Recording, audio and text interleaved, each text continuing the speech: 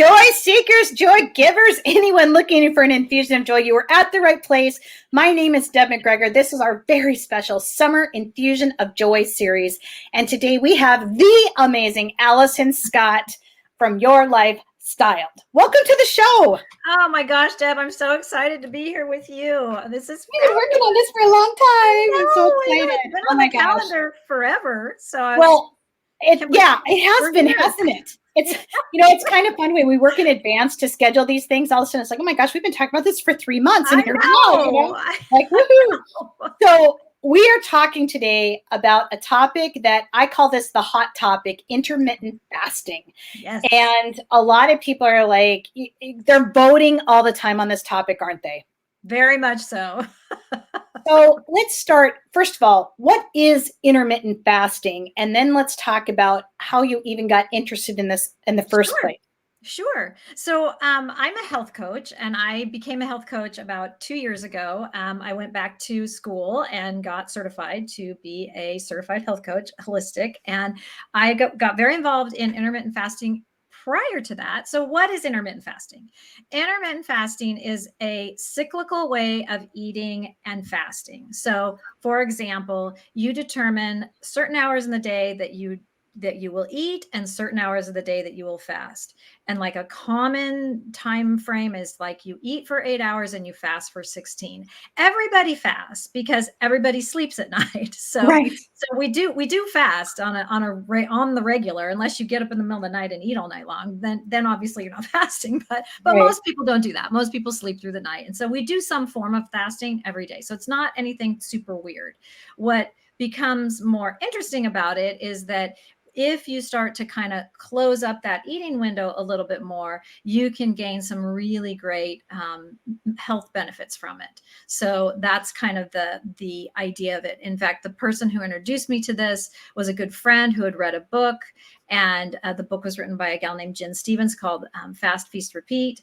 And she had a kind of a protocol, talked about fasting and how to do it and how to do it well. And I got involved in it, and I lost 30 pounds and I started feeling better. And I was like, wow, I want to do this and I want to help other people do it. So that's kind of what brought me into the health coaching field. And now I coach people on how to do intermittent fasting. So because this is not just like one day you wake up and say, oh, I know how to do this. No, if you're all of a sudden shortening the window, it's like, oh, well, do I eat straight for 6 hours or do I, right? Because there's actually a lot involved in this. And one of the things that you and I were talking about before we went live is it's not like this is anything new. Our ancestors have done this kind of thing forever. I mean, I could say this is biblical even, right? Since the beginning, I think since humans were on the planet, this is kind of how humans started eating. We started as hunters and gatherers. We did not have refrigerators next to our, kitchen that we could just pop open and eat whenever we wanted. They didn't have refrigeration. They didn't have anything. So they would, kill something, feast on that, eat what they could. They couldn't obviously save it because they didn't have refrigeration or any way to do that. So they'd eat what they could, fill up, and then, it would be a few days before they could kill again. So in the meantime, they'd eat, berries or, plants, things that they could, nuts, things like that. But they were not eating 10 hours a day, 12 hours a day, all day long, like the American diet is now. So there were no fast food restaurants. There was no grocery stores. So like you said, it's biblical, and almost every single religion has a form of fasting as part of religious ritual. I grew up Catholic. We fast during Lent. I hated it. I was never good at it. I didn't know how to do it. And I could get that shaky, hangry. And when someone first told me about this, I'm like, oh, hell no, I am not fasting. I'm not good at it. But then when I learned the protocol that Jen taught in her book was about clean fasting, that made it a lot easier for me to fast. And I was able to embrace it and incorporate it into my lifestyle. So. Right. Well, because people are making up what is fasting, what isn't it. We have these belief systems around it. And that's obviously informing how we even go into it in the first place, you know? And we know about all those disordered eating things, you know, and we're concerned that, am I doing something that's harmful to my body? Am I doing something that maybe is disordered in some way and is going to lead to a bigger eating disorder? And so I think that's the fear around fasting, is that, you know, oh my gosh, I'm going to be, you know, anorexic or something like that. And I will say that people who have an eating disorder probably shouldn't do intermittent fasting, because there is a trigger to it.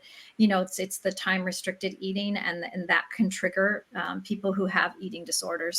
So you know, there are some. I think fasting is good for most people, but there are some people who have some medical conditions that they should consider, and they should talk to their doctor, especially if you're diabetic, or if you have any sort of kidney issues or things like that. You know, some big medical issues. Check with your doctor before you take on an intermittent fasting regime. But for the most part, what I've seen is that intermittent fasting has helped cleared up a lot of people's issues. So that's kind of cool. Let's talk about some of those things. What are the types of things? Because it's not just about the releasing of the weight. There's a lot of things that this can actually address that you've even seen in your own life. I have. So when I started intermittent fasting, I was, you know, 30 pounds up, and I definitely had inflammation. Like, I had achy joints. I didn't sleep great. I had indigestion. I had plantar fasciitis in my feet. I had eczema in my skin. I had things that I think were related to inflammation. And once I started fasting, I started to notice that these things just gradually just disappeared. The plantar fasciitis was the first thing to go. Within a month, that was just gone. And so I could walk. You know, if you've ever had it, it's awful and it's super painful. And you get out of bed in the morning and you can barely walk to the bathroom. It's terrible. So, and you have to wear certain shoes, and, you know, so, I mean, it was really hard. And so that went away. And then I started noticing like some eczema patches I had, and those started to clear up. I started to feel less achy in my joints. I started sleeping better. I sleep so great now. I haven't slept good since I was pregnant with my first daughter 28 years ago. So oh my goodness. I've had terrible sleep ever since. You know, children getting you up, worrying, you know, whatever, but I just did not sleep well. And now I sleep great. I have this is an Apple Watch knockoff, but it monitors my sleep, and my sleep score every night is like in the 80s. And my husband's like, wow, you've never slept like this ever. So I can only attribute it to fasting. I just think I'm just feel so much better. So, so, you know, people talk about like all of a sudden your elbows are soft, your skin gets softer and clearer. And what I noticed was in a photo, like I saw a photo of me right before I started fasting. And then about 5 months later, a photo of me, and I was like, oh my gosh, I look different. Like my neck was back. My face was not so puffy. So it's pretty remarkable what happens. A lot of people have their diabetes goes away. A lot of people have better thyroid function. They reduce their meds. Either they have, you know, hypothyroidism, or they have Hashimoto's, stuff like that, that either goes away or is much reduced. The stories are pretty incredible what happens in the body. And it kind of if you think about it, it kind of makes sense, because when your body is constantly digesting food, it's in this power mode, you know, it's constantly working. All your organs are working. If you just give it a break and let that process finish and then rest, that's when the healing starts to occur. So, well, and it's like, as you're talking, it's like, okay, this is such a great solution for so many people. Why aren't more people doing it? Well, I think that it's finally getting some recognition in the medical field. I think the medical field was kind of anti it for a long time. I think they thought it could do some harm to you metabolically. And now there are studies showing that that's not the case. That, you know, people think that you lose muscle mass and, you know, you lose your human growth hormone. And actually the opposite happens when you're fasting. So there are things, I think, in the medical field now that I think they're starting to see the benefits of fasting. I heard recently a friend of mine who's had a husband who had a heart attack, and she was saying that the cardiologists are starting to recommend intermittent fasting to their cardiology patients because of the health benefits, you know, with blood pressure and cholesterol and all of that. So I think that I think a couple things. I think the medical field was not super pro it. I think there still is a bunch of people out there that think that it's disordered eating and, oh, you're starving yourself. And, but that's not the case. You don't starve yourself in intermittent fasting. You absolutely eat. In fact, that's why I do intermittent fasting, because I love food. People think we do it because we don't like food. It's the opposite. Yeah, I know. Because I can eat what I want. And then the other reason I think people don't do it is because I think that they haven't learned how to clean fast. And I think the clean fasting is the key.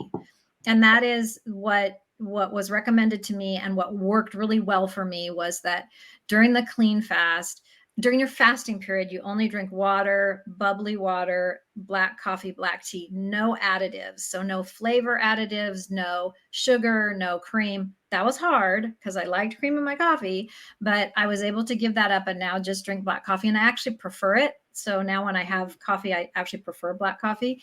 I don't want the cream in it. I used to drink it in my window, my eating window, but now I don't even do that. So that's the clean fast doesn't trigger the digestion process. So the body doesn't think, when the body's in fasting mode and is happy in fasting mode, you don't get that hungry. You get really in tune with your satiety signals, and you really don't get that hungry. I don't get hungry. Like I'm still fasting right now. I haven't eaten since 5:30 last night, and it's almost 10:30. So, and I'm still fasting, and I feel great. I actually feel like super great. Like my energy's high, and I'm not super hungry. I'm starting to get a little hungry, but I feel good. So I think that's the other key is, if you do the clean fast, it's a lot easier to fast. So you're not triggering that digestion process. So. Yeah, that makes so much sense, just based on stuff I've heard from other people, is that sometimes where they kind of get into a pickle, if you will, on, well, I added cream and sugar into my coffee. Well, the problem is that started the digestion, right? So it was not the clean fast like you're talking about. Yep. And as you're talking about like this energy you have, what it made me think about is, like on Thanksgiving, when you eat too much, oh my God, and it's not just what's it called, tryptophan or something? It's not just the tryptophan or whatever. Okay, but it's bigger than that. It's like when you eat that much food, your body is just like, oh my gosh, you've just completely loaded me with all these calories and all these carbs and all this whatever, and it's like you can't move. Nope. You kind of shut down, like the body and you just have to lay there until that feeling passes. It's terrible. Yeah. And I think to myself, like, why do we do this to ourselves, right? And when you're talking about how you feel now, when your body gets to that point, like, it's actually able to give you the energy that you desire, the energy you need. And that's what, as you're talking about this, that's what it prompted me to think about, is that it's actually that comparative state too, right? Yeah. Like, this is, now granted, we're talking a little extreme here, but totally. Yeah. But the bottom line is, we should be noticing, we should be paying attention to these things. I was curious about the tie-in to this intermittent fasting and intuitive eating. Talk to me about what that connection could look like for people. Yeah, I think there's something to intuitive eating. The thing that intermittent fasting got me in tune with was my satiety signals. I was not in tune with them. I ate by the clock. I got up in the morning, breakfast, most important meal of the day. I was sold all that by the food companies. So did that, ate my breakfast, and then, lunchtime. Oh, it's, at work. Oh, everybody. Oh, it's getting to be lunchtime. Let's all go eat lunch. Never thinking through, like, am I really hungry? Do I really want to eat? Do I really want, this or that? And I do think that helped me so much get in tune. I was completely out of touch with those signals. I just ate whenever, I ate. And I'd get that afternoon, dive, and I'd have to go, hit the vending machine and get something sugary and sweet and, a Diet Coke, and just jack me back up for a while until dinner time, So, I mean, it's just a bad cycle. And I think with intuitive eating, I think I'm much more intuitive now with my eating. It's gotten to the point now where a lot of the foods that I used to eat that I really enjoyed, that were, probably not very good for me, like, fast food or like a taco or what. I still like tacos, but, but like, kind of the high fat, high highly processed foods that I really enjoyed, I've kind of lost my taste for them. So I think that whole intuitive eating thing starts happening as you're doing intermittent fasting, and you start to it becomes really natural and normal and very much fit in with your lifestyle. I recently drove back from, I visited my son in San Luis Obispo, which is about 5 hours north of here. And on the way back, I needed to stop, but traffic was getting bad. I'm like, I gotta go somewhere fast. So I went through a fast food place and I ordered something that, I used to enjoy, and I started eating it and it tasted terrible to me. I was so mad. I'm like, it doesn't taste good anymore. So I mean, in some ways I was disappointed, but in some ways I'm like, okay, well, that's okay, because that's really not good for me. So I've lost my taste for it. I probably won't go back and do that again, because now I know how it made me feel. So it's fascinating, because I love that you're bringing up all these things, even about the foods we eat. I spend quite a bit of time in Kenya, and one thing I noticed, we eat from the earth, and everything is literally, it gets pulled out of the gardens, it gets sold right on the market, right? And we're literally eating from the earth, and I feel amazing, like amazing. And I try to do that as much as possible. But I live in a climate in the middle of winter. I have to really be intentional about getting good fruits and veggies in, right? Because it just shifts for us. And one thing I was thinking about is that it does matter. And the more that we are conscious of it, and the more we choose to put those good foods into our body and really be attentive to the timing, it does change. And how long do you think it takes to make that change for most people? So for me, I think it's individual. And that's something that Jen talks a lot about in her book, is bioindividuality. And I am so bought into that. I really believe that every single person on this planet is different. Their body chemistry is different. What works really well for some people, may take longer for others. For me, because they kept talking about appetite correction. and I kept saying, when's it going to happen for me? And it didn't for the longest time. So for me, it was a full 2 years before I started to really go, that doesn't make me feel good. That makes me feel better. And now I'm way more focused on, like you said, plant-based. I mean, I was brought up in a home where there was meat at like almost every meal. And so I ate meat every single day. And I thought that was normal. Well, I can't get my protein without meat. Well, that's not exactly true. There's lots of foods you can get protein from that are not meat based. But I've cut back my consumption of meat significantly, just because I realize I can eat plant-based. It's delicious. It's satisfying. And I don't need it. So it's kind of great. So now I have, multiple days a week where I don't eat meat. I still eat meat. I still like meat, but I just don't eat as much of it as I used to. So, and you're in tune with when that may be something your body needs. That's what I really hear you saying is even within the fasting window in these time periods, within that time period, hey, if I'm really craving a steak and the steak is where it's at, you're going for the steak. Have it. Totally. Or a burger or whatever. If it's something that, it really makes me happy. The other thing I like about it, Deb, is it stops all that food shaming, all that good food, bad food, if you've ever dieted in any way, which every woman on the planet has, and men too, that dialogue when you see something, oh, I really want that. That looks really good. I want to have that. No, but it's bad. I shouldn't have it. And then if you do eat it, then you have the whole shaming thing going on. Like, I shouldn't have eaten that. That was really bad. Oh, well, I'll be better tomorrow. I mean, what I like about intermittent fasting is all that dialogue just disappears, because food is neither good nor bad. It's just what is appealing to you, and you have it. Now, I will say some people think, okay, well, if I'm fasting for, 18 hours and I'm only eating for 6 hours, I need to eat for all 6 hours, like eat. I mean, that is not a good idea either, because that's not how you naturally eat. You should just eat naturally in that 6 hour period, like you normally would eat a meal. You get full, you might have a snack or two, and then you close your window, or whatever. You might have 2 meals, whatever works for you. So, so I do want to make that point. You can't just like go crazy. Like, I'm going to have, like, and the reality is, even if you attempted to do that a couple of times, you would realize, you know what, this is just not like, feel pretty gross. Peach pie for a solid 6 hours is probably not where it's at, right? Gross, yeah. It probably just wouldn't feel very good. Like it just exactly. didn't feel right. Exactly. So talk to me about how you actually help people in this process of intermittent fasting, because you got so excited and based on your own experience that you're like, I need to help other people with this. Yeah. So talk to me about what that looks like. Yeah. So after a couple years of kind of watching my parents go through the end of life process, it was probably about 6 years of really bad health issues because they didn't take great care of themselves.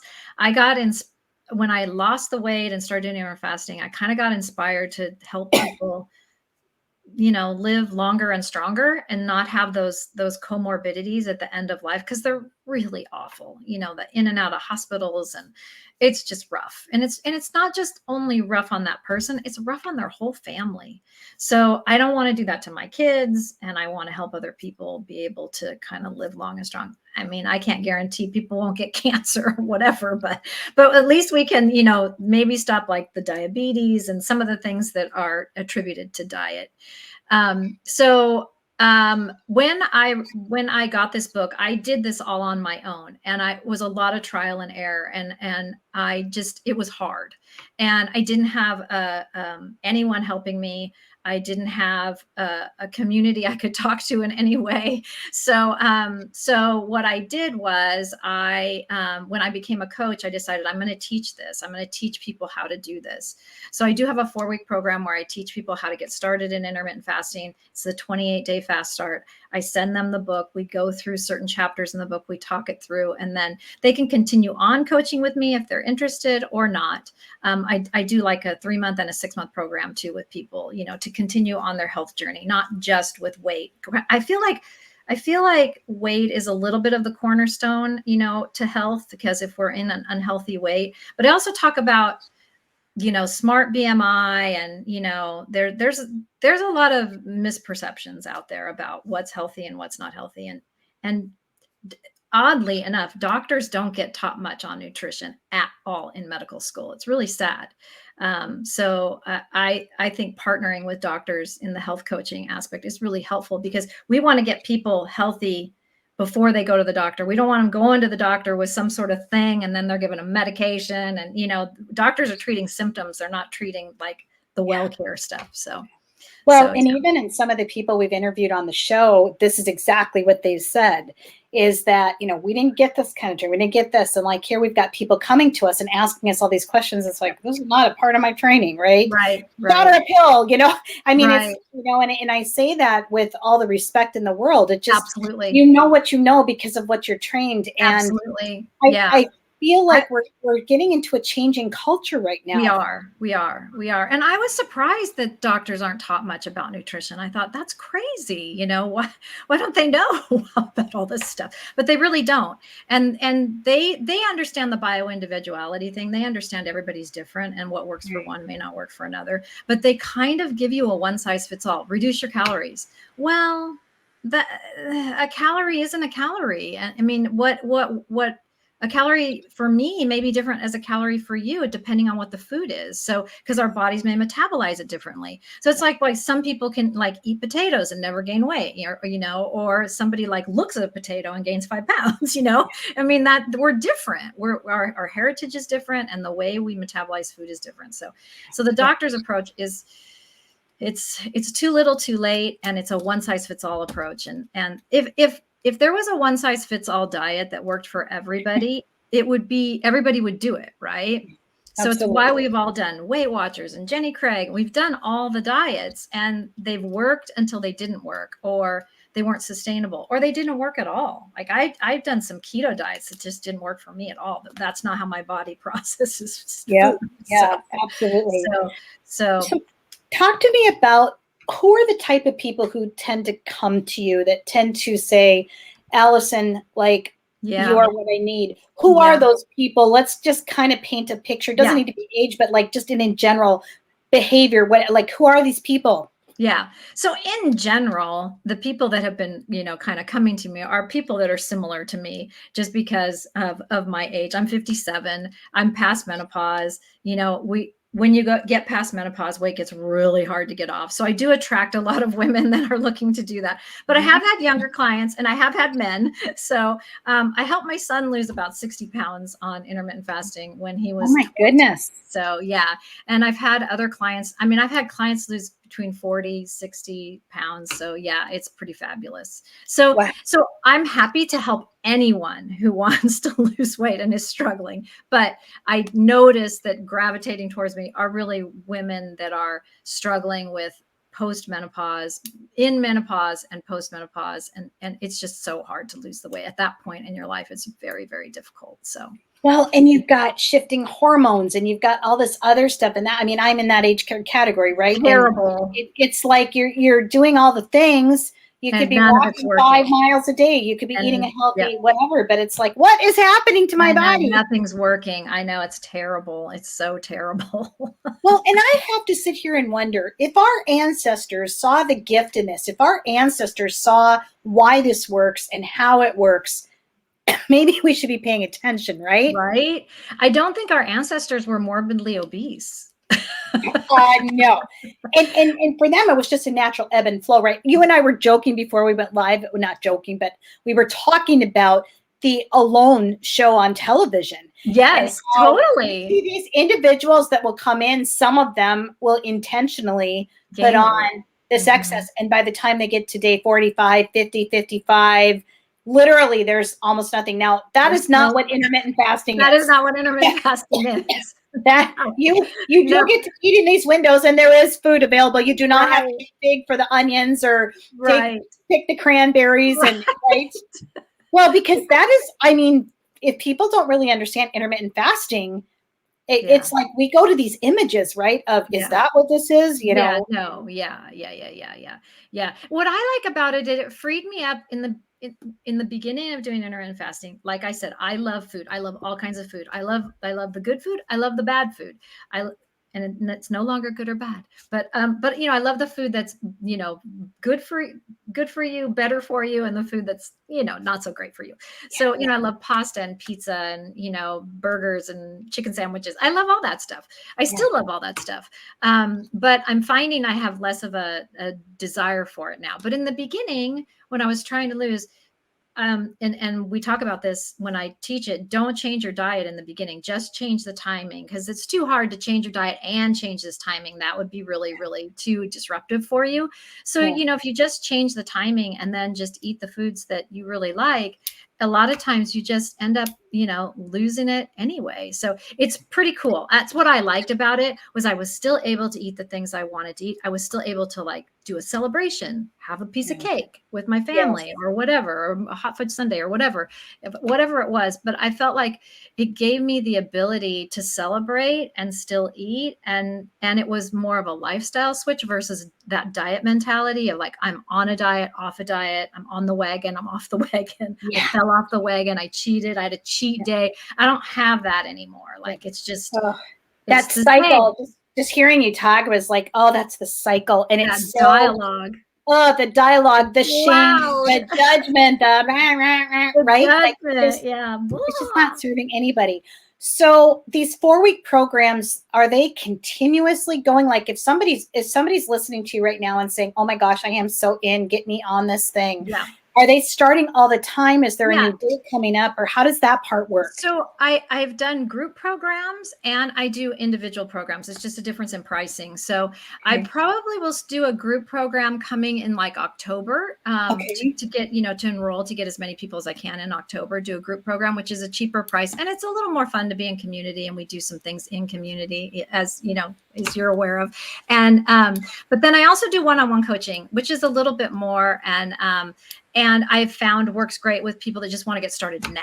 Like, I want to start now with you. So like the person who's watching right now, that's like, I am so in, I'm so on board. I did put your website up here. Fabulous. Just get in touch with you through the website. Yep. You can get in touch with me with the website and just ask, and I'm happy to do it. And I'm going to post this as well. I think I can post. Can I post this in my Facebook? Yeah. I'll give you all the deets after. Yeah. So I'll do that as well, so that, you know, you can you can find me on Facebook or find me. Yeah, I'm absolutely. on Facebook and Instagram as well. You can DM me in those places too. So yeah, and if they're going to find you there, they would be looking for either your name or the Your Lifestyle, correct? So they would be able to find you. Yep. And then I'm assuming you have like an e-newsletter. When they go to the website, they can get signed up. Yes, they can get signed up for my newsletter. Yep. Because of course they're going to get all kinds of nice little tidbits of what's happening in this world, right? And when you join the program, you get into my VIP group, and I post stuff in there too on the Facebook page. Yeah. It's getting better by the time. I know. Just little tidbits here and there. Final thoughts that you want to share with the audience today? Yeah, I think my final thought for people is, your health really matters, and it's a huge part. I mean, you get one life. This is it. This is all we get. And, it doesn't mean that, we won't have health issues in life, but if you can do things to mitigate your health issues and maybe make yourself as lean and strong as possible, then you can maybe face those challenges in a better way. And, I just want people to live long and feel good and be that little candle that just, flickers and goes out. I don't want people to suffer the way my folks suffered and the way I see a lot of people suffering. I think there's ways to mitigate it. And so I just encourage you to make your health a priority because it's super important. Absolutely. Well, and if we don't make health a priority, really, you can make $1 million, but if you have no health, what's right? Really, it doesn't matter. At the end of the day, like that is the big deal thing. Yep. So thank you. And only you can do that. So, well, you're the one in charge of it. Well, and that's what I love what you're saying is like empower yourself. Like this is a choice you get to make. This is a commitment you get to make. Yep. And it matters. Like this choice matters. Very much so. And so thank you so much for the work you're doing. And thanks for joining us today. This is awesome. I know. It's so great to be with you. I love your joy. I mean, this brings me joy just being here with you. And this is great. Thank you so much, Deb. Yeah, thank you so much. And we'll let the audience on a little secret. We actually get to see each other in person. Because normally we only get to connect in technology. So I'm like so excited to come see you in person. So I am so too. Alison, thanks so much for joining us. I have the website up there, friends. Get on there, get on that e-newsletter. Check out if intermittent fasting is something you're looking at doing. Alison is a great individual to be working with her, whether it's the 4-week, 3-month, 6-month program. I mean, whatever your goals are, please look her up. Alison, thanks so much. And thanks to your audience for being here. Thank you. This is our Summer Infusion of Joy series. And I love it. It's like amazing. So, all right. Thanks everyone. Have a great day. Deb. Bye.